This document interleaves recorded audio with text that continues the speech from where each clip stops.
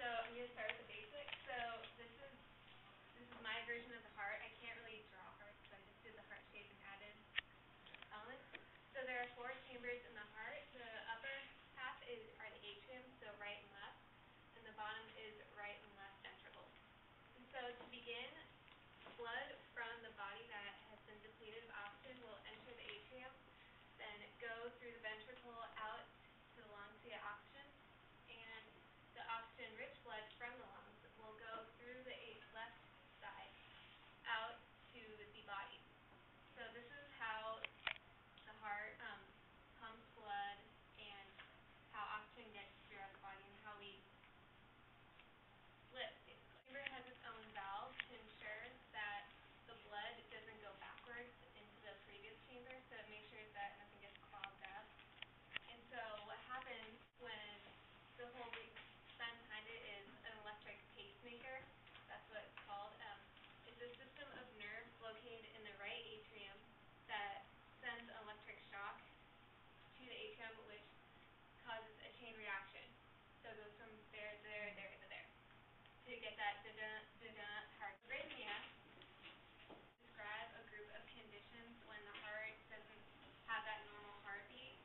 And bradycardia is when the heart rate is too slow, and that is usually when the resting heart rate is below 60 beats per minute, but there's a lot of fluctuation with that number.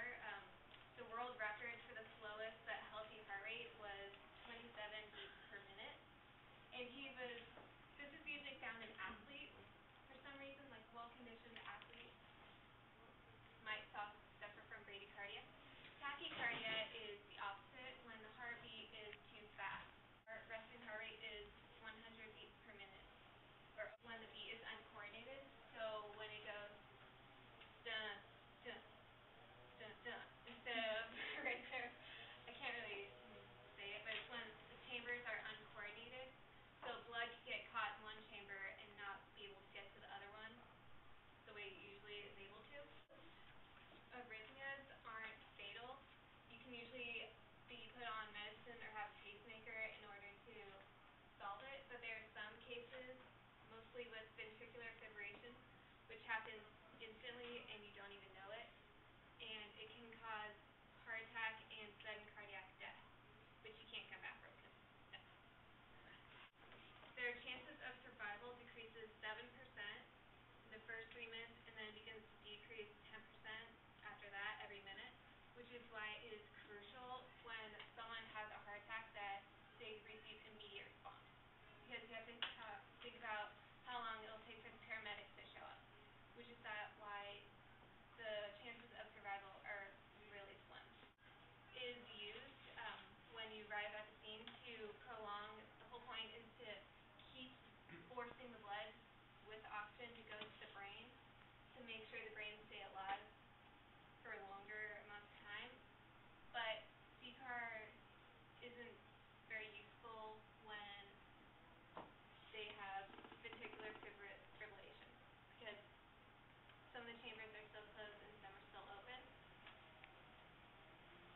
So AEDs are the portable machines that can be found around our school. I think we have 3 or 4. And the whole point of them is to, when they are turned on, they will put the pads on the body and it will sense the heartbeat and it will figure out if shock is needed to revive the victim. And here's a fact that you should know: you cannot revive someone with no heartbeat. They have to have either too slow of a heartbeat or an uncoordinated heartbeat. But when they have a systole, which is a flat line, they can't be revived. It's when you don't perform CPR, because a sign that they're breathing means that the heart is still working and it's not needed. It is only when they are not breathing but they still have some sort of pulse that you need to start performing CPR, when they perfect use of them, which is why I wasn't able to borrow one. And will I get in trouble if I attempt to save a life using an AED but fail? No. The Good Samaritan laws were put in place for instances like this, when if a citizen tries using the machine properly on a victim but is unable to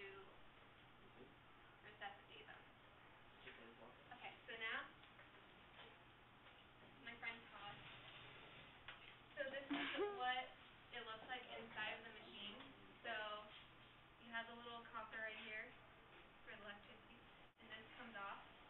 And the good thing about AEDs are they're so simple to use because everything is labeled. You can't find someone that is breathing but their heartbeat is not so well. You will take these pads and they will tell you exactly where to put them. So you have to take off your shirt first so the machine can properly read it.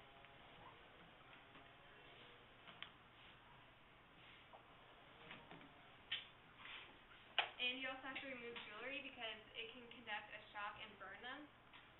So that includes some bras too.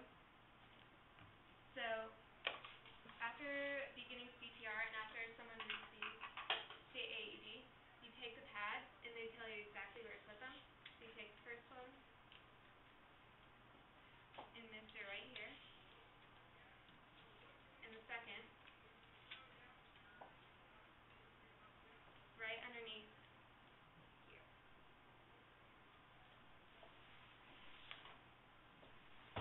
Heart, but instead you put it around the heart to get the size of the heart. So you get the right atrium and like the left ventricle to start that movement. And with the AED, it will tell you shock administered, and then you begin CPR, which is 30 pumps and then 2 breaths at a rate of 100 pumps per minute. Turned into a happy ending for a middle school student. NBC's Lilia Luciano has details on this. Lilia, good morning. Good morning to you, Matt. What happened to 12-year-old Kylie Shea isn't something most parents would think was even possible. Walking the halls of her school, she suddenly collapsed. And without the quick thinking of 2 teachers and a life-saving device, she might not be here today. Until September 26th, Kylie Shea seemed to be a perfectly healthy 7th grader. But as she walked the halls of Moss Middle School in a Dallas suburb, she suddenly felt short of breath. I sat down and I fell over, and then I don't remember anything from that. Kylie collapsed to the ground and passed out, as seen on this surveillance footage.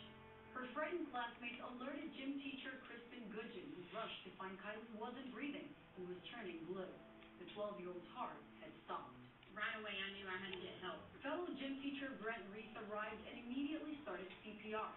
Gudgeon rushed to grab an automatic external defibrillator, a device used in dire medical emergencies to jumpstart the heart.